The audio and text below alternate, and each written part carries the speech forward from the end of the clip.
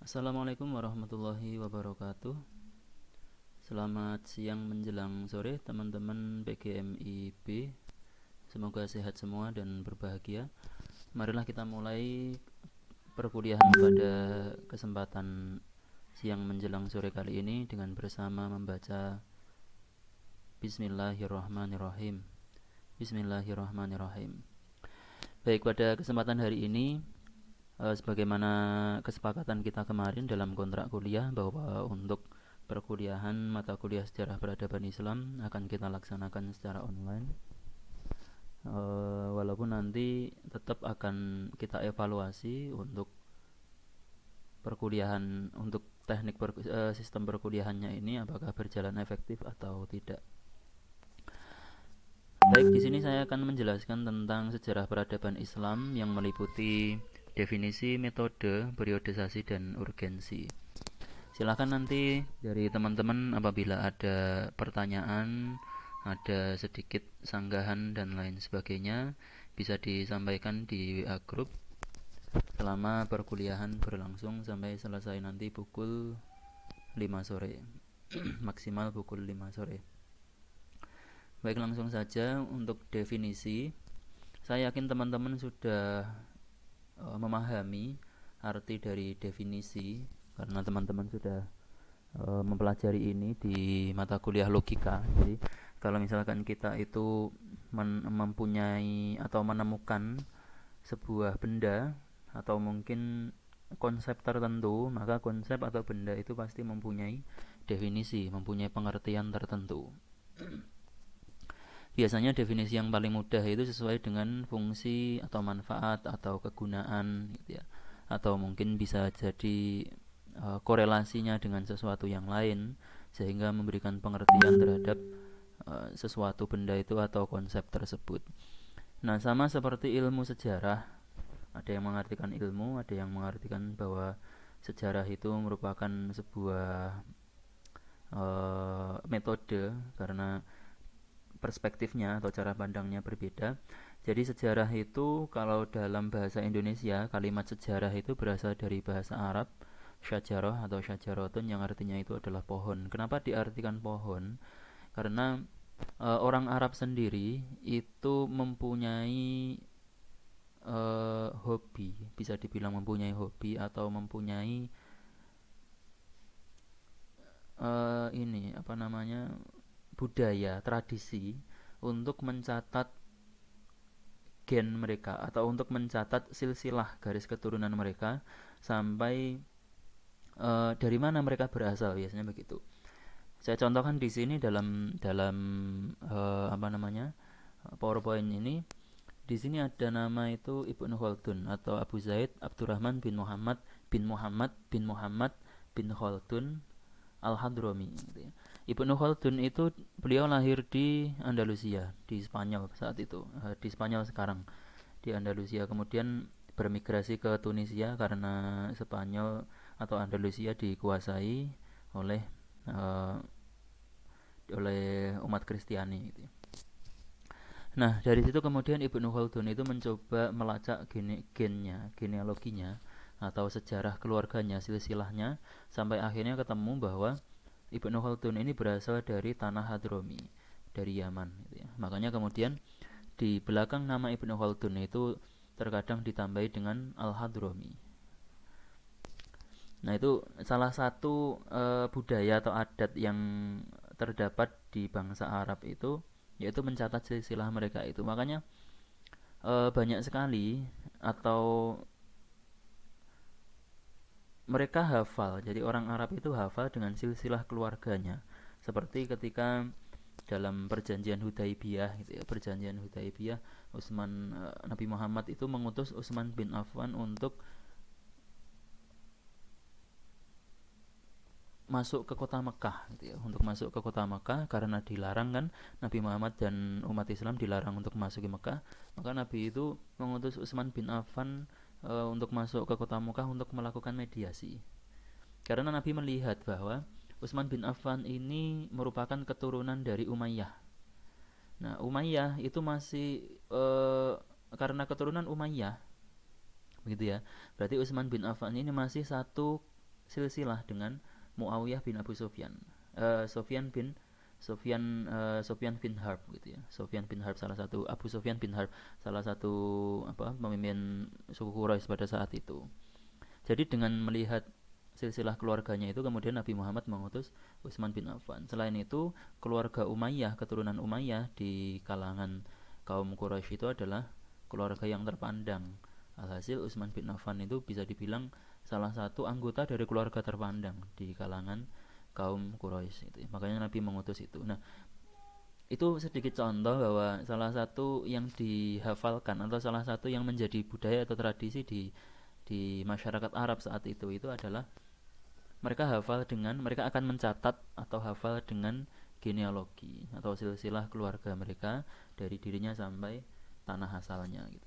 Makanya kemudian ilmu yang mempelajari itu dalam tradisi mereka itu disamaartikan dengan syajarah atau pohon gitu. Jadi pohon itu kan ada akar, kemudian ada cabang-cabangnya, ada daun-daunnya, ada buah-buahnya. Ya ibaratnya akar itu adalah pokoknya atau tempat asalnya, kemudian bercabang menjadi banyak keluarga, banyak suku gitu.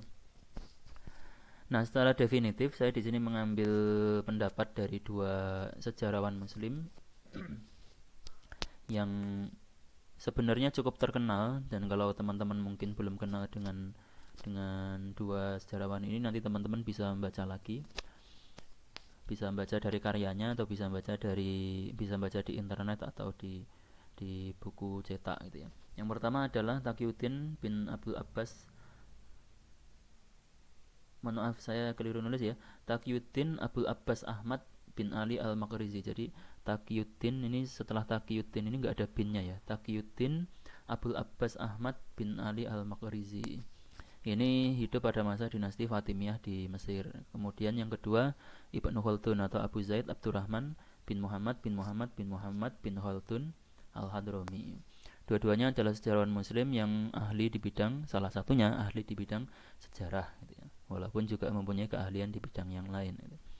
Nah, menurut Al-Maqrizi, sejarah memberikan informasi tentang sesuatu yang pernah terjadi di dunia sebelumnya, sebelum kita.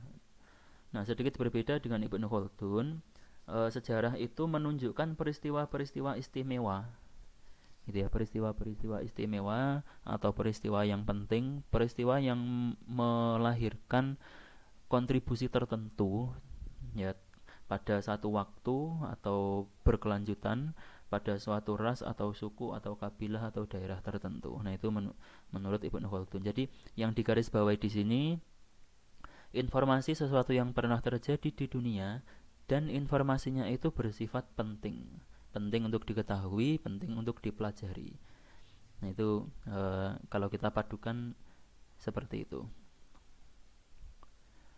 Nah, sedangkan sejarah peradaban Islam di sini kita sudah fokus, jadi tidak hanya secara umum, sejarah secara umum, tapi kita fokus pada peradaban Islam. Peradaban Islam itu maksudnya bagaimana? Ya, catatan atau kejadian pada masa lampau yang penting sifatnya yang terjadi di kalangan umat Islam. Jadi tidak terjadi di kalangan umat lain di luar Islam gitu. Nah, itu dimulai pada masa Nabi Muhammad sampai sekarang. Nah, fokus dari sejarah peradaban Islam itu yang pertama adalah kemajuan dan tingkat kecerdasan akal. Nah, dari kemajuan dan tingkat kecerdasan akal ini kemudian menghasilkan sesuatu. Sesuatunya itu berbentuk apa? Bisa jadi berbentuk dakwah, bisa jadi berbentuk pendidikan, bisa jadi berbentuk kebudayaan. Nah, kemudian bisa jadi berbentuk mungkin ilmu pengetahuan yang baru, ya, bagian dari pendidikan juga ya. Gitu. Jadi kemajuan dan tingkat kecerdasan akal ini yang kita pelajari gitu ya, yang kemudian menghasilkan sesuatu. Kemudian fokus yang kedua adalah hasil yang dicapai umat Islam dalam bidang kesusastraan. Ya. Kesusastraan itu seperti dalam bentuk ini apa namanya, karya tulis ya. Kemudian dalam bentuk kaligrafi gitu ya. Walaupun kaligrafi itu juga erat kaitannya dengan kesenian gitu ya. Tapi kesusastraan ini lebih erat terkait dengan karya tulis yang sifatnya itu kebahasaan itu. Nahwu, shoroh, balaghah dan seterusnya itu. Kemudian ilmu pengetahuan, baik ilmu pengetahuan yang sifatnya itu sosial maupun ilmu pengetahuan alam maupun ilmu pengetahuan yang eh, membahas tentang keagamaan.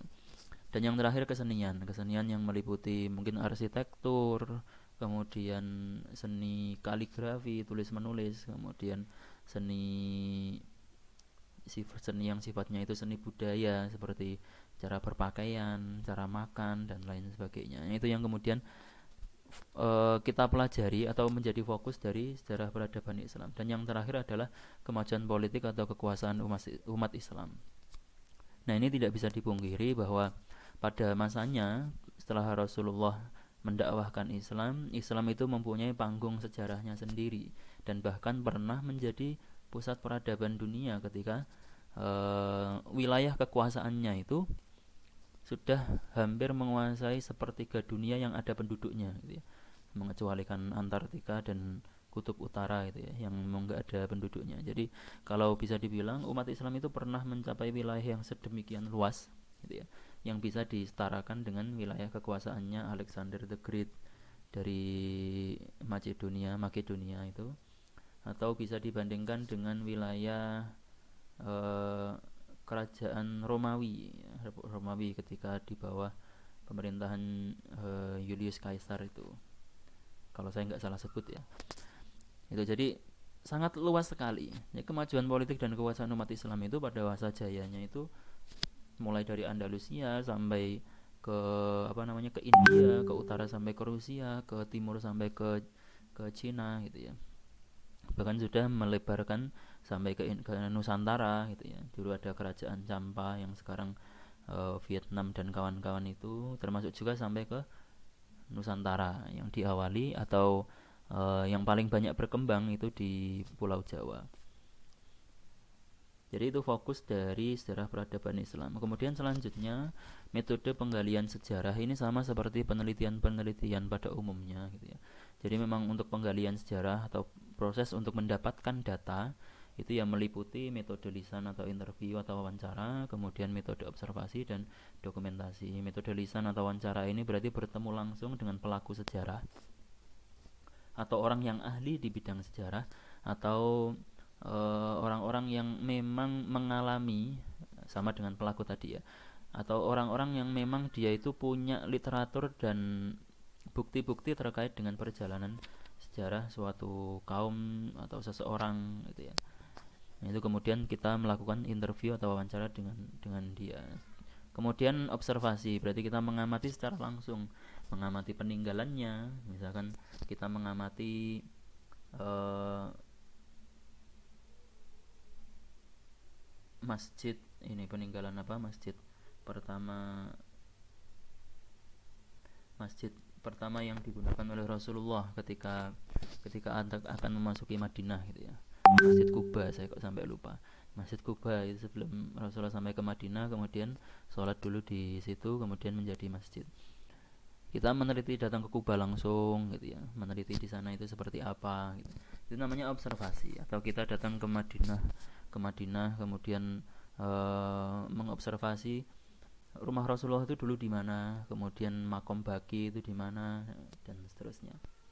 Dan yang terakhir dokumenter. Dokumenter ini bisa kita langsung melakukan rekam jejak dengan menggunakan alat bantu seperti kamera, atau bisa juga mendapatkan dokumentasi dari orang-orang yang sudah melakukan rekam jejak sebelumnya gitu ya, melalui video, foto yang sudah dihasilkan orang-orang sebelum kita gitu ya. Kemudian itu kita jadikan data sejarah. Kemudian metode penulisan sejarah. Metode penulisan sejarah yang banyak dilakukan itu ada 3. Yang pertama metode deskriptif.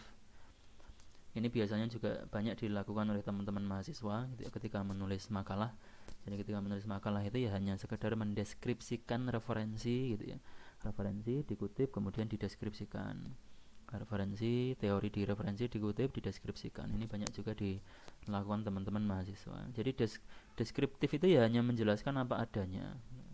Misalkan menjelaskan tentang konflik antara eh,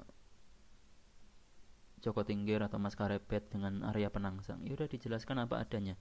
Jadi Joko Tingkir itu dimintai tolong oleh Ratu Kalinyamat untuk membalaskan dendam kepada Arya Penangsang karena Arya Penangsang telah membunuh Sunan Prawoto gitu ya, dan seterusnya. Jadi ada deskriptif seperti itu. Kemudian metode komparatif. Metode komparatif ini membandingkan antara satu teori dengan teori yang lain terkait satu peristiwa. Atau mungkin satu teori dengan teori yang lain dalam beberapa peristiwa yang mempunyai nilai yang sama, nilai sejarah yang sama. Itu kemudian dibandingkan, misalkan teori masuknya Islam ke Indonesia itu dibandingkan dengan teori masuknya Islam ke Amerika Selatan gitu. Dibandingkan dengan teori masuknya Islam ke Malaysia gitu. Jadi sama-sama misalkan masuknya Islam ke Indonesia dengan masuknya Islam ke Malaysia gitu ya. Sama-sama rumpun Melayu bersebelahan, apakah teorinya sama atau beda. Itu namanya komparatif. Kemudian metode analisis sintesis. Nah, ini yang agak rumit karena dalam proses sintesis ini tidak hanya sekedar deskripsi dan komparasi saja, tapi juga analisis kritis gitu ya. Ada pembahasan mendalam dari data sejarah yang didapatkan. Teman-teman mungkin selama ini belum pernah mempertanyakan misalkan kalau dalam lirik atau kalau kita melantunkan tolak al-badru itu tolak al-badru alaina min yatil wada' gitu ya. Nah, itu kan ada kalimat min yatil wada'. Min yatil wada' berarti kan dari celah wada'. Jadi Nabi Muhammad tolak al-badru alaina, telah datang bulan maksudnya Nabi Muhammad telah datang bulan kepada kita min yatil wada', dari celah wada'. Nah, kalau teman-teman mau mengamati celah wada atau Thaniyatil Wada, itu posisinya bukan di selatan Madinah, tapi posisinya berada di sebelah utara Madinah. Nah, padahal kalau kita melihat Google Map itu, posisi Mekah dengan Madinah, ya Mekah itu berada di sebelah selatan Madinah. Nah, ini juga ada korelasinya dengan kenapa Salman Al-Farisi itu kemudian mengusulkan kepada Rasulullah untuk membangun parit, tapi paritnya itu lokasinya juga di utara Madinah. Kenapa tidak di selatan Madinah? Jadi parit itu, parit Hondak atau parit itu posisinya sampai sekarang masih ada ya. Itu berada di sebelah utara Madinah menyambung ke sebelah timur gitu. Utara ke timur gitu. Jadi tidak di sebelah selatan. Padahal dalam logika kita sebagai orang awam gitu ya, kalau musuh itu datangnya dari selatan, ya kita membuat pertahanan itu dari sebelah selatan. Tapi faktanya parit itu berada, parit atau Hondak itu yang dibangun Rasulullah dalam perang Ahzab itu berada di sebelah utara. Termasuk juga Thaniyatul Wada, celah wada itu juga berada di sebelah utara. Nah, makanya kemudian Daniel Dan Gibson itu dia bukan seorang misionaris, tapi teman-teman bisa melihat videonya di YouTube.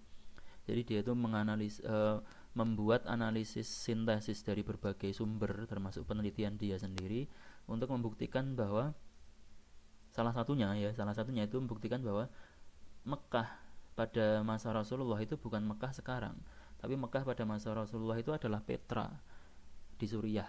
Petra di Suriah, agak ke Suriah, agak ke utara itu. Jadi Petra itulah yang disebut sebagai Mekah gitu. Dengan alasan-alasan teman-teman nanti bisa mendengarkan di YouTube-nya itu, termasuk tadi Thaniyatul Wada itu di utara, kemudian Hondak itu berada di utara, Hondak atau Parit itu berada di utara gitu ya. Dengan asumsi, dengan penelitian seperti itu. Nah, nanti silahkan baca, silahkan melihat YouTube-nya Dan Gibson nanti pasti ketemu, dan Gibson dan Gibson tulisannya. Ya, untuk menambah wawasan kita sebagai seorang muslim ketika ada ada teori-teori seperti itu, kita kemudian bisa mengajukan sintesa gitu ya, bisa melawan analisis mereka dengan analisis yang lain gitu. Jadi kita tidak serta-merta ya ora Mekah itu ya neng Mekah saiki, ya tidak semerta-merta kemudian jawabannya itu pokoknya gitu loh. Tidak, jawabannya itu adalah pokoknya, tapi bisa memberikan argumen yang logis. Nah, untuk sejarah sendiri itu sebenarnya memadukan dua ilmu, dua alat itu ya. Yang pertama adalah ilmu dasar sejarah, dan yang kedua itu adalah ilmu bantu.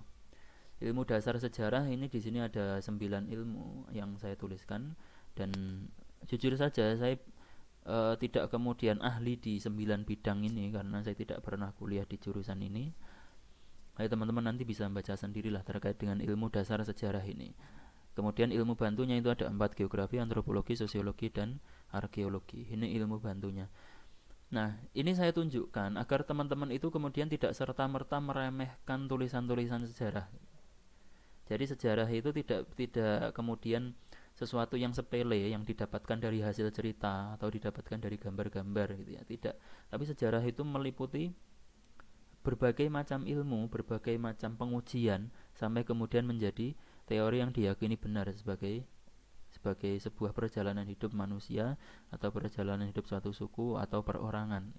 Jadi proses antara data yang belum sampai kepada kita sampai kemudian menjadi tulisan yang kita baca itu melewati proses yang panjang dan itu bukan sesuatu yang mudah.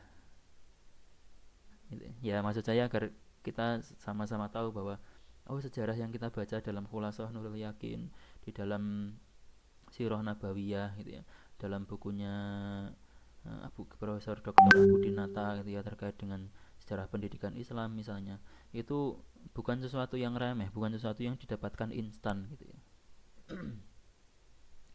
Ini ilmu dasar sejarah, kemudian ilmu bantunya ada 4, geografi, sosiologi, antropologi, arkeologi. Kemudian tujuan.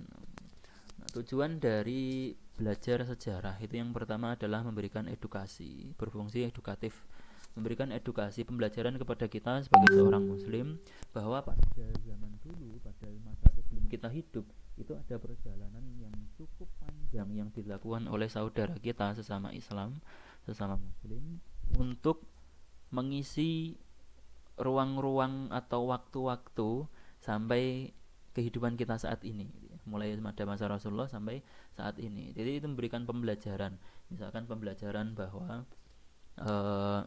salah satu yang menyebabkan keberhasilan invasi Mongol adalah lemahnya dinasti Abbasiyah atau kenapa dinasti Abbasiyah lemah? Karena banyak dinasti-dinasti di bawah kekuasaan Abbasiyah itu yang melepaskan diri dari kekuasaan Abbasiyah misalkan. Nah, karena itu kemudian Mongol itu dengan sukses bisa menginvasi dunia Islam sampai tertahan di Ainun Jalut, dikalahkan oleh pasukan Mamluk. Nah, itu bisa memberikan pembelajaran kepada kita misalkan kalau kita itu tidak bersatu untuk menghadapi budaya asing atau menghadapi nilai-nilai yang tidak sesuai dengan nilai Islam gitu ya, maka akan mustahil kemudian Islam itu bisa semakin baik, umat muslim itu bisa semakin baik, bisa menjadi warga dunia kelas 1 misalkan dan seterusnya. Jadi memberikan pembelajaran dari setelah kita belajar sejarah itu kemudian memberikan banyak sekali pembelajaran kepada kita, banyak sekali hikmah yang bisa kita ambil gitu ya dari sejarah manusia, sejarah seorang muslim, sejarah umat Islam di masa lampau. Kemudian inspiratif, ini bisa memberikan inspirasi kepada kita sebagai mahasiswa PGMI misalkan. Dengan adanya Abbas bin Firnas gitu misalkan, Abbas bin Firnas saya kemudian terinspirasi gitu ya. Abbas bin Firnas ini sudah mendahului Work Bersaudara gitu ya. Work Bersaudara dalam masalah pembuatan kapal terbang gitu ya. Abbas bin Firnas ini memunculkan teori-teori tentang dasar-dasar teori-teori tentang aerodinamika, tentang bagaimana caranya terbang gitu ya. Walaupun belum berhasil menciptakan sebuah produk. Tapi patung Abbas bin Firnas ini sampai sekarang masih ada ya, masih ada di Ceuta itu. Ceuta itu wilayahnya Spanyol tapi dia sudah masuk benua Amerika. Jadi di ujung utara benua Afrika, mohon maaf, di ujung utara benua Afrika itu ada patungnya Abbas bin Firnas. Saya ingat saya di sana. Diabadikan karena memang dia itu menginspirasi gitu ya, menginspirasi pembuatan kapal terbang. Kemudian rekreatif di sini maksudnya adalah ketika kita membaca sejarah itu kemudian kita merasa terhibur, kita merasa senang, merasa gembira gitu ya, melihat perkembangan umat Islam di masa lampau, melihat maju mundurnya umat Islam di masa lampau itu kemudian memberikan feel kepada kita, memberikan rasa tertentu kepada kita. Walaupun mungkin itu ada sedihnya juga, ada tidak senangnya juga, tapi ada juga sisi-sisi bahagianya di sana gitu. Dan yang terakhir adalah informatif, memberikan informasi kepada kita. Nah, dari informasi ini kemudian kita itu bisa melakukan prediksi, bisa melakukan rencana tindak lanjut. Jadi misalkan kita sekolah, ya, kita mendirikan sekolah itu kita belajar kepada sejarah zaman dulu, sekolah yang ideal itu seperti apa, kemudian umat Islam itu pada masa jayanya itu kemudian bisa memunculkan banyak ilmu pengetahuan, memunculkan banyak sejarah, memunculkan banyak ilmuwan gitu ya, memunculkan banyak karya, bahkan satu orang bisa menulis ratusan karya selama hidupnya gitu ya. Nah, ini memberikan informasi, oh pendidikan yang akan saya lakukan, pendidikan yang akan saya buat itu adalah pendidikan yang sistemnya itu homeschooling misalkan, atau pendidikan yang sifatnya itu berbentuk halakoh misalkan, atau pendidikan yang sifatnya itu berbentuk ribat misalkan dan lain sebagainya. Jadi memberikan informasi. Kemudian urgensi, nanti teman-teman bisa membuka, mohon maaf ini bukan surat Yusuf ayat 11, nanti akan saya revisi, bisa membuka surat Ar-Rum ayat 9. Jadi intinya itu bahwa dengan mempelajari atau dengan belajar kehidupan umat Islam di masa lampau gitu ya.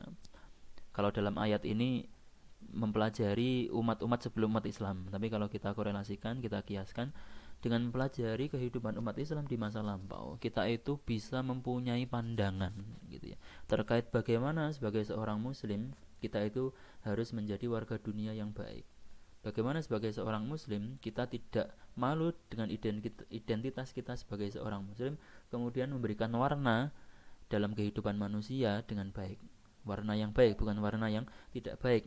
Jangan sampai kemudian umat Islam itu dicap sebagai umat yang radikal, umat yang tidak menghargai perbedaan, umat yang konservatif, kolot dan seterusnya gitu.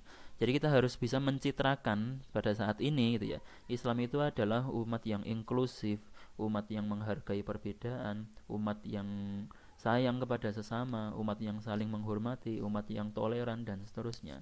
Itu harus kita suarakan terus gitu ya. Agar apa? Stigma-stigma yang dilekatkan oleh media-media barat kepada Islam itu kemudian hilang dengan sendirinya gitu ya. Jadi stigmanya itu Islam itu agama yang keras, agama yang radikal, agama yang intoleran, itu kita lawan dengan cara kita memunculkan sikap-sikap, kita memunculkan tulisan-tulisan dan seterusnya gitu ya. Yang bisa dimaknai sebagai bahwa Islam itu agama yang rahmatan lil alamin dengan berbagai aspek nilainya itu. Nah, itu salah satunya, salah satu contohnya gitu ya. Contoh yang lain banyak sekali, misalkan bagaimana Islam itu bisa menjadi pusat peradaban dunia di bidang ilmu pengetahuan misalnya. Kita bisa melihat bagaimana umat Islam zaman dulu itu belajar, bagaimana umat Islam zaman dulu itu mengajar, bagaimana model pendidikan umat Islam zaman dulu, sehingga siswanya itu tidak hanya dari kalangan umat Islam saja, tapi juga umat Islam itu mampu menyadarkan bangsa Eropa untuk bangkit dari zaman jahiliyahnya gitu ya dan seterusnya. Jadi kita, inti atau kias dari analogi dari ayat surat Ar-Rum ayat 9 itu intinya ke sana. Jadi memberikan pengertian kepada kita bahwa apa yang dilakukan oleh umat zaman dahulu, umat Islam zaman dulu yang kemudian bisa kita modifikasi sehingga pada saat sekarang ini kita tidak hanya menjadi warga negara kelas 2, warga dunia kelas 2 atau kelas 3, tapi bisa menjadi warga dunia utama. Karena melihat kuantitas umat Islam itu pada saat sekarang ini itu nomor 2 di dunia. Yang nomor pertama itu umat Kristen, nomor 2 umat Islam. Jadi dengan kuantitas yang banyak itu harusnya kita bisa menjadi warga dunia kelas 1. Nah, dan contoh seperti ini itu dalam gambar ini saya kira banyak terjadi begitu ya. Jadi banyak sekali umat Islam itu yang berhenti dalam tataran takjub, tapi tidak mau kemudian menjelaskan yang dia takjubi itu apa. Jadi kalau ada kasus, ada suatu fenomena, ada suatu penemuan begitu ya, dia tidak mau mempelajari fenomena atau penemuan itu, tapi cukup kemudian dengan mengupload di media sosial, kemudian minta like, minta subscribe gitu ya, sambil captionnya itu klik like subscribe nanti saya doakan masuk surga begitu dan seterusnya. Ya sebenarnya itu nggak ada salahnya sih, tapi kemudian membuat kok gampang sekali umat Islam itu kemudian menjustifikasi bahwa yang dia lakukan seperti itu bisa dibilang sebagai sebuah kebenaran yang utuh, yang tunggal gitu ya. Nah, kenapa umat Islam itu yang kuantitasnya itu banyak itu tidak melakukan di gambar yang kedua itu? Jadi meneliti fenomena atau sesuatu yang mungkin membuat takjub itu ya. Kemudian bisa menjelaskan secara ilmiah gitu ya. Misalkan menemukan lafadz Allah di langit gitu ya. Kemudian bisa menjelaskan secara ilmiah karena eh, jenis awannya itu awan apa, kenapa bisa terbentuk lafadz Allah di sana, oh karena arah anginnya bagaimana, kenapa arah angin itu bisa ke sana larinya atau ke sini larinya, apa yang menyebabkan dan seterusnya. Jadi dari lafadz Allah itu kemudian diberi penjelasan, baru kemudian mengucapkan subhanallah, hadza ma zakarahullahu, hadza ma zakarahullahu fil Quran gitu ya. Inilah yang dijelaskan oleh Gusti Allah dalam Al-Quran. Bukan hanya subhanallah ismullahi maktubun ala habbati batatis gitu ya, nama Allah tertulis di buah kentang. Lah ya terus apa sebabnya?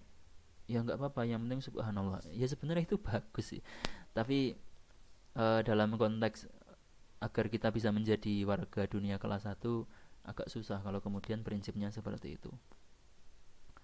Nah, dari situ kemudian kita bisa untuk bisa melakukan refleksi diri gitu ya, bahwa Islam pernah menjadi pusat peradaban dunia, bisa pernah menjadi kiblat dunia dalam masalah ilmu pengetahuan, pendidikan dan teknologi gitu.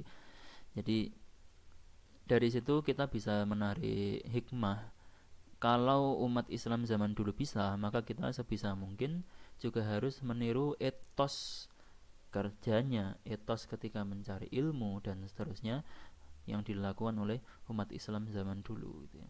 Jangan kemudian sudah diberi kesempatan untuk kuliah tapi malas, sudah diberi kesempatan untuk bekerja tetapi tidak amanah, sudah diberi kesempatan untuk sehat tetapi tidak mau masuk kuliah dan seterusnya begitu ya. Jangan sampai kemudian hal-hal yang seperti itu terjadi dalam diri kita.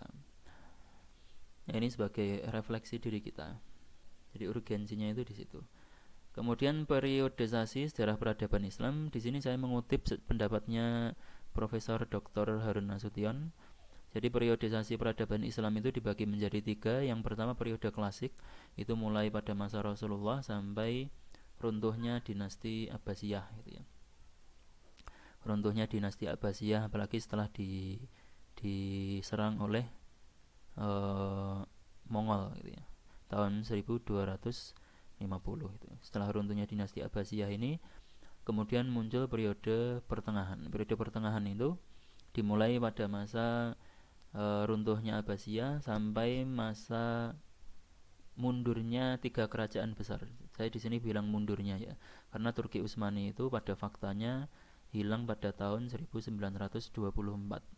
Itu baru baru hilang dari peradaban Turki Utsmani setelah munculnya munculnya revolusi yang dicetuskan oleh Kemal Atatürk itu. Nah, itu mundurnya tahun 1800 itu Turki Utsmani sudah mulai melemah. Turki Safawi juga Turki Safawi. Dinasti Safawi juga sudah melemah, dinasti Mughal juga sudah lemah dan juga Turki Utsmani sudah lemah, makanya julukannya Six Men of Europe itu, orang sakit dari Eropa itu kemudian yang disebut sebagai fase kemunduran sampai tahun 1800. Dan yang terakhir umat Islam mulai 1800 ya, setelah ekspedisi Napoleon itu berakhir di Mesir. Jadi setelah Napoleon hengkang dari Mesir tapi digantikan oleh Inggris dan teman-temannya itu sampai hari ini gitu ya. Itu yang disebut sebagai periode modern. Periode di mana banyak sekali kejadian yang dialami oleh umat Islam, termasuk kejadian penjajahan, kemudian kemerdekaan di berbagai negara yang mayoritas penduduknya muslim, kemerdekaan yang diraih oleh Indonesia, kemerdekaan yang diraih oleh Iran, kemerdekaan yang diraih oleh Irak, Mesir dan seterusnya gitu.